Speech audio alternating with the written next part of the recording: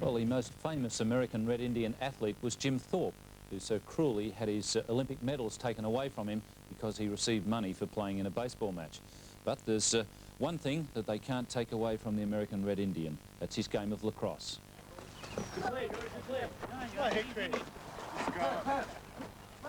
The game is called box lacrosse, and on the Onondaga Reservation near Syracuse, New York, it is part of the order of things, of life and survival.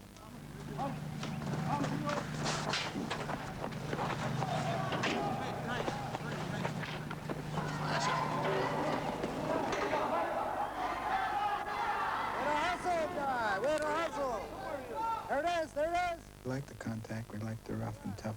It's not supposed to be played halfway, it's supposed to be played all out. This bumptious game, box lacrosse, is an indoor, scaled-down version of the thundering, spectacular Native American pastime that amazed the early European explorers. It is played almost exclusively by Indians, but it is more than an ethnic curio. You talk about lacrosse, you talk about lifeblood of the Six Nations, you know. I mean, lacrosse is, it's so ingrained into our culture and our life. Oren Lyons is a chief of the Onondagas, one of the 6 tribes of the Iroquois of upstate New York. Lyons is 52 years old and past his prime as a star goalie, but he helps coach a team on which his son plays, and he celebrates the memory of his father. Gave me advice, he said, keep your eye on the ball. He said, keep your eye on the ball no matter what happens. He said, don't let them catch your eye. He said, don't let them catch your eye. If they catch your eye, you're done. Was that a big moment when you took your first stick as a child? Well, I mean, you were so glad to get any kind of a stick. We get the broken sticks, you know, the ones that the guys break and they crack the handles and we tape them together and we fix the nets and they give it to us, and that's our first stick. I read that your father was buried with his stick. Yes, he was. Yeah, that's, you know, several of our players, you know. In fact, that's a tradition. That's a strong tradition. The clash of ancient tradition and the dominant white culture has destroyed many American Indians. But Oren Lyons, like his game, was quick and tough. How did you escape? I mean, you've become a successful artist, you were a great athlete. I quit school. That's how I escaped. I quit school. I quit school because I knew what they were doing to me. I guess what was in there was an inherent racism that's in this country. And if you do instinctively understand, you know, what you're under, then you resist. And this resistance, I guess, is what helped me to sustain myself. Lyons left high school in Syracuse to join the paratroopers. Later, he attended Syracuse University, where he studied art and played the college version of his traditional sport. He was the only Indian on the team. He was the goalie on the same team as the football star Jim Brown. They were both lacrosse All-Americas. Was that any kind of, you know, adjustment? I mean, you would come out of a different style of lacrosse. No, lacrosse to me is lacrosse. I think the games are compatible, you know, box lacrosse and field lacrosse. You have to learn different styles and so forth, but the main thing about lacrosse is handling a stick, catching the ball, picking it up, running with it.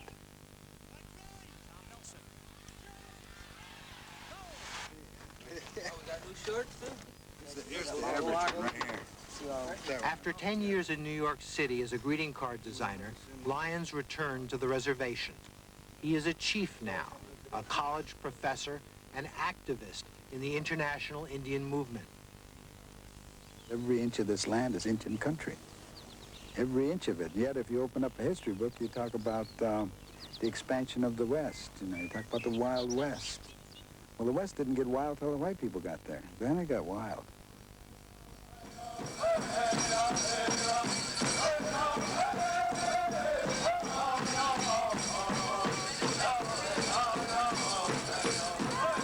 Unlike most Indian tribes, the Onondagas have resisted the encroaching white civilization by refusing to give up their ancient tribal government or to accept federal funds.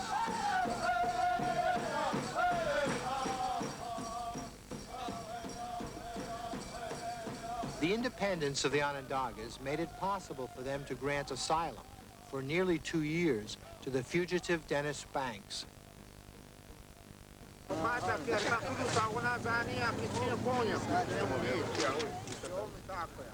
Before he recently gave himself up to federal authorities, Banks organized an Indian run to the Los Angeles Olympics in honor of Jim Thorpe, a symbol of the athletic prowess and racist oppression of the American Indian.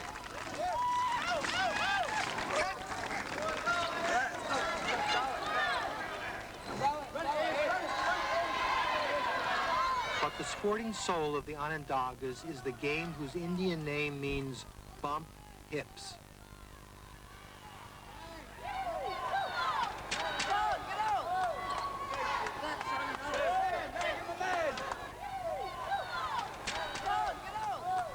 Few local whites turn out to watch the Indians in their league games. The old chiefs come. Irving Powless played his last lacrosse game at 74. They believe that there's a game going on at heaven, and this was given to our Creator. That's why it's so important to them. How old were you when you took a stick in your hand? Well, I wasn't that young. I was a little older, around about 8, 9 years old. My father played then, see, so I picked up his stick. The head chief is Lyons Shenandoah. Do you remember when you were handed the stick for the first time? It's pretty far back to remember, but I remember my first stick, when I first got a new stick that was made. I went to bed with it. I went to bed with it, and I thought so much of the stick. Come on out! Come on out! Come on out! Hey! You're out! You're out! Hey, shoot out! Well, what is his penalty's over, isn't it? In their resistance to white society, they are Onondagas and Tuscaroras. But in the box, they are the Syracuse Warriors against the Niagara Arrows, hip-bumping rivals.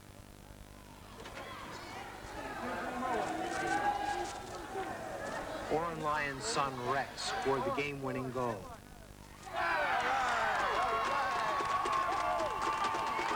When did you put the stick in Rex's hand the first time? Remember? When he was about 2, I guess. As soon as he could grab it, he got the stick in his son's hand quicker than I got it in his hand. His son was trying to hold the stick at about 3 months, I guess, or 4 months. How old is your boy? He's a year and a month now. Is he swinging a stick? No, he's still, he'll be there though. He'll be there. That's how we play. You know, it just goes one after the other. Someday you'll see your grandson play. Oh, absolutely. Absolutely.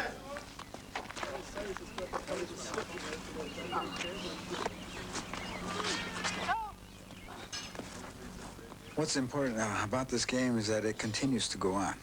And that's the most important thing. The children learn to pick the sticks up, and the children learn how to play, and that they play for the people.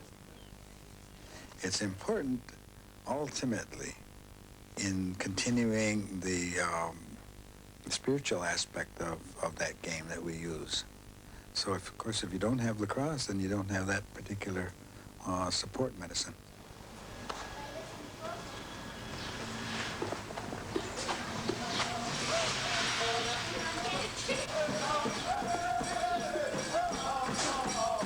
The game of box lacrosse is part of the order of things, of life and of survival.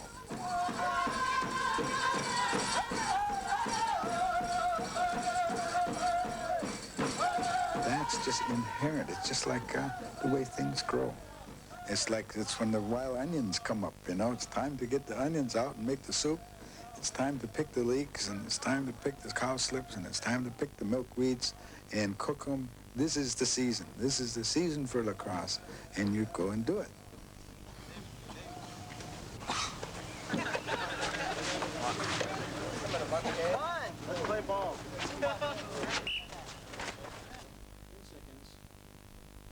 a great tradition there for the American Red Indians. Lacrosse, and what an interesting game it is. Also, the great tradition of that tribe, the Onondaga, and I loved his quote there where he said he didn't get caught up with the white man's system because he dropped out of school. And, yeah. That was the secret to not getting caught up in the system. There's some very good quotes when he said the West didn't get wild till the white man came, and that game must be so important to the American Red Indian who's copped such a battering trying to cope with life in the modern day society. It's a pretty rough game to live.